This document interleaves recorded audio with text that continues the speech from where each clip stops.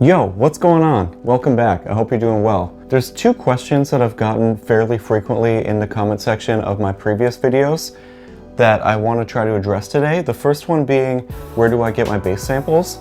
And the second being, how do I come up with a bass line for my beats? And I think we're going to be able to cover off both those things in this video because I'm going to be going through one process that you can use to come up with bass lines.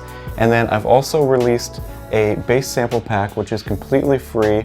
It's called the Lowdown. The sample pack's made up of a bunch of different bass one-shots that I've created and designed using all of my different gear, including live gear, the synthesizers, and different effects units, etc. You can download the pack by going to my website, ryanmakesbeats.com, and just scrolling down a little bit, it'll be the first thing you see. I wanted to put out the sample pack for free just to say thank you for watching and supporting all the videos I've been putting out, as well as just being so positive in terms of your feedback and commentary, and just sort of the community feeling that I've been getting from everyone watching. So to you specifically, thank you so much. So today I'm going to be using the sample pack to add a bass line to a beat, but first thing we have to do is just build a beat to put bass on top of. We'll start with a sample, chop it up, and then build a beat. The sample I found for this beat is on this record by Ernie Watts, Chariot's Fire. As you can see, it's produced by Quincy Jones, so you know it's going to be sick. This is an 80s jazz record, and if you're looking to sample like saxophone sounds or good 80s jazz, this is a really good place to look. And Ernie Watts has a ton of records that you should check out. Definitely stuff to chop up on there. So first thing I'll do is just record the sample onto the MPC. I'll quickly just chop it up, add some drums, we'll get a bass going quickly. That way we can get to the bass line process. Let's do it.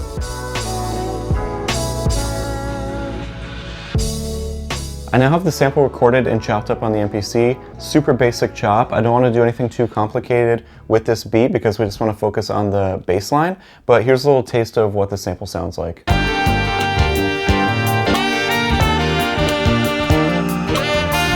think I want to slow down this beat and turn down the semitones a lot. And I think it'll just give it this cool kind of vibe. I like to do that a lot with saxophones. So I'm going to go in the program edit and just turn that down.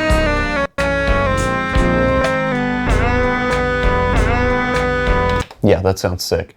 The one thing to keep in mind as well when you're lowering the semitones of your beat or just slowing it down in general, just because you're slowing down the sample doesn't necessarily mean you have to play the sample slower.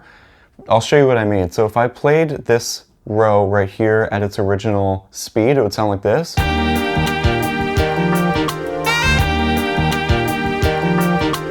But now as I turn down the speed and pitch of the sample, I can still play it in at the same speed. By doing this, you'll sort of be cutting off the end of each sample with the sample that's following it, but it gives it a cool kind of shuffly feel and can still sound really good and still have a coherent melody. So here's how it sounds originally. I'll turn down the semitones and then play it in the same speed approximately, and you'll see that it still has this cool kind of sound to it. So here's the original. Now I'll turn down the semitones. Here's how it sounds.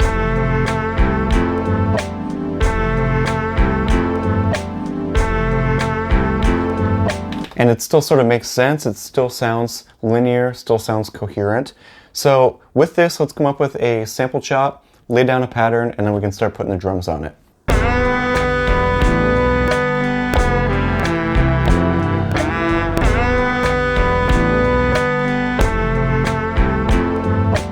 For the drums on this beat, I'm going to start with the kick and snare. I'm going to leave it unquantized just to make sure it's not too computerized. Let's do it.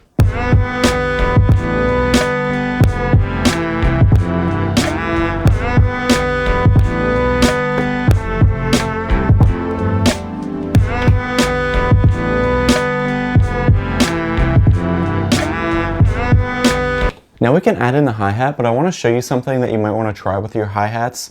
And for me, it just gives a little bit of a difference between the typical pattern that we can do. So if we take the hi-hat and put it on 16 levels of velocity, we have all these different velocities of the hi-hat, and I still have the beat unquantized. So when I record the hi-hat, I'm just going to play a bunch of different random velocities. For this beat, I'll just keep it with the top 8 pads. That way it won't be too quiet, because once you get down to this bottom row, it gets really, really quiet and you almost can't hear it. But I'm just going to randomly pick a pad when I'm playing the 16th notes. Two things that this does is, one, it provides a variation in velocity that sounds really natural, because if you're actually playing a hi-hat, it'd be really difficult to play a consistent, like super consistent velocity pattern.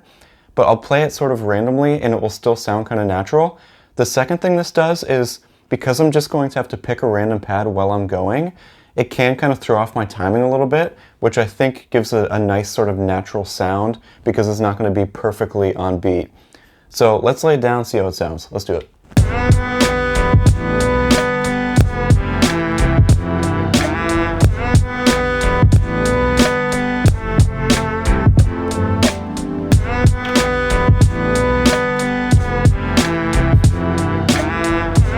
I think that sounded pretty solid, and I like how this beat is sounding so far. We have some sort of natural swing, and we can now start adding in our bass line. So first thing I'm going to do is just turn the time correct back on. That will just make sure it's perfectly on time. And because we have so much swing in our drums, it will still be okay if our bass is perfectly on time. It won't sound unnatural. So now I'm going to grab a bass sound from the new sample pack, the Lowdown. So I'm going to go to Assign Samples, Browse, and then Lowdown Bass Samples. And we now have this list of samples that are in the pack. They all have the note listed with each of the names of the sounds. This can be useful if you're trying to play in a certain key or you know exactly the notes you want to play.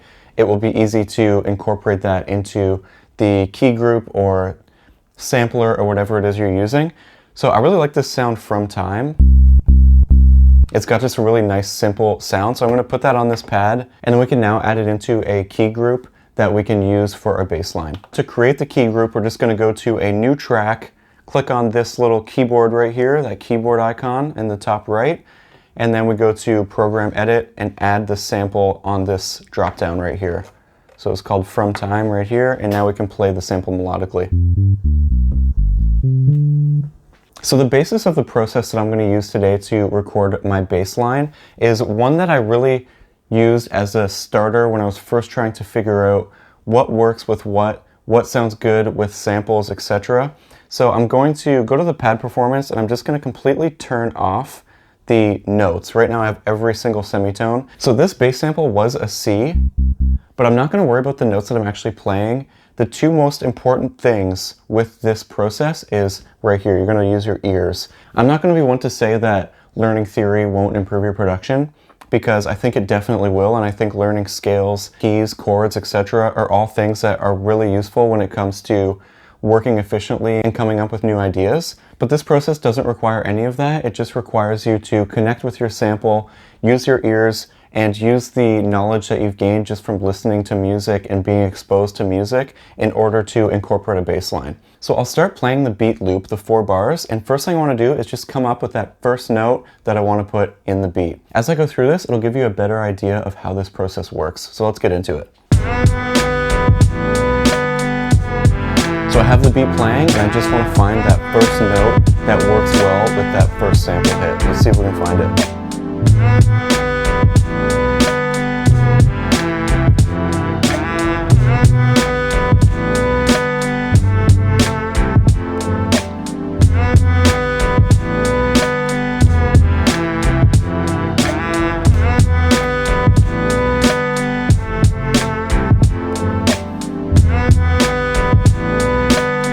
And to me that sounds really good. We just found that E, and I think that matches really well. The other thing to keep in mind while you're doing this is, even though I found this E and I think it sounds really good at the start of the beat, I could have picked a different note and it very well could match just as well. So I'll put this first bass note into our beat, and I also noticed that the first bar and third bar of our beat sound the same, so I should be able to use that E as the start of both of those bars.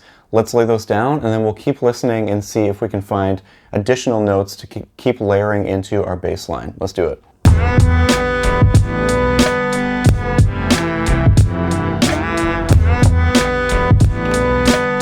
Let's keep looking.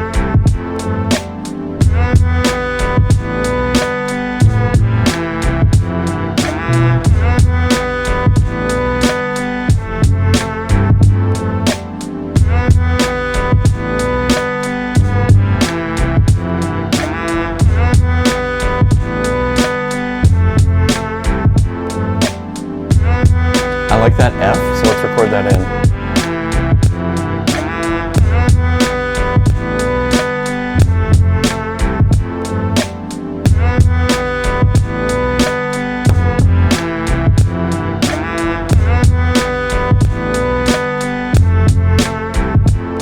So now after going through that, all we've added is 2 notes, an E and an F. Our bass line is just going like this, boom, boom.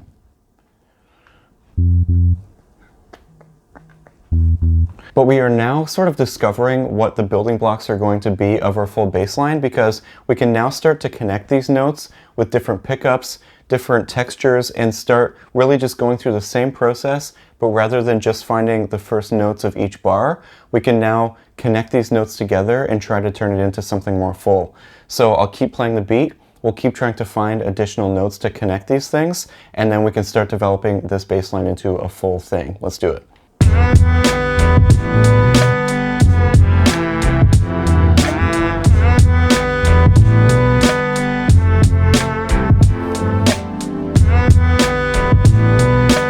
I like that, let's record it.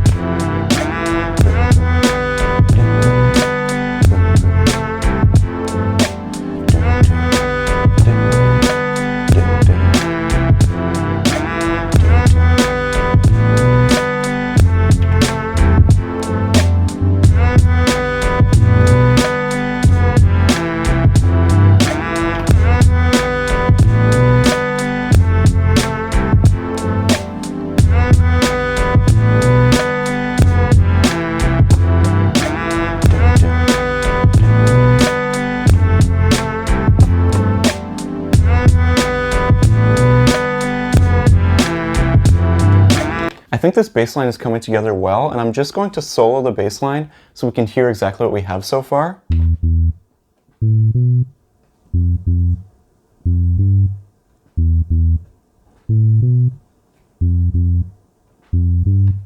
I think this is really close, but I think we can just add in a couple more small pickup notes to refine this a little bit. And then to me, this is a simple bass line, but it matches really great with the sample. So this is just a process that you can use. So if you don't know exactly what key the sample's in, or you don't know what notes go well together in terms of theory, this is just a way to just use your ears, use your music experience as a creator and a listener, and then you can just kind of use that to come up with something. So let's keep adding a few small pickup notes into this bass line, and then I think this bass line sequence is going to be in a good spot, and then we can now make a new sequence and continue this beat. Let's do it.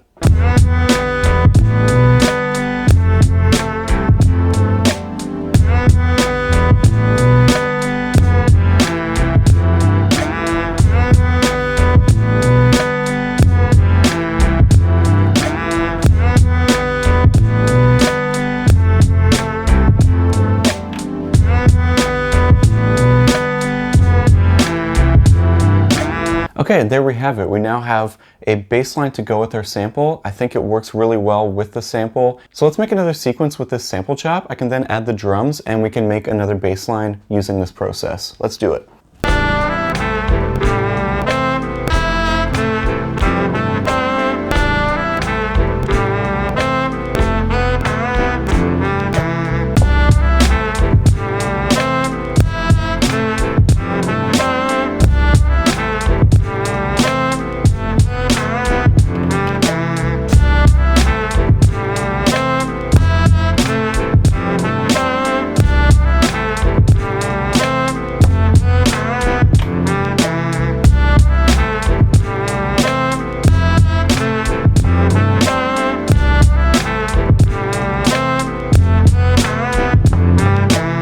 And now that we have that second sequence done, let's just do one more sequence to make sure we have enough to make this a full beat and have some different variations that we can go to. And once that's done, I think this beat's going to be in a pretty good spot. So let's do it.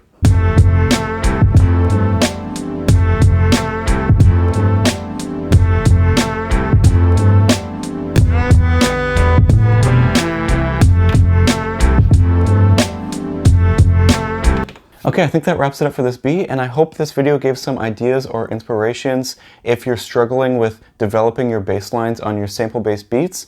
But if you liked the video, make sure you give it a thumbs up and let me know in the comments what you want to see in a future video. Also, if you download the free bass sample pack, make sure you let me know what you think about it. Make sure you tag me if you make any beats with it. I hope I can contribute to some of your music making. And again, I just appreciate you so much. Thank you for hanging out and making music with me. Love you so much. Peace.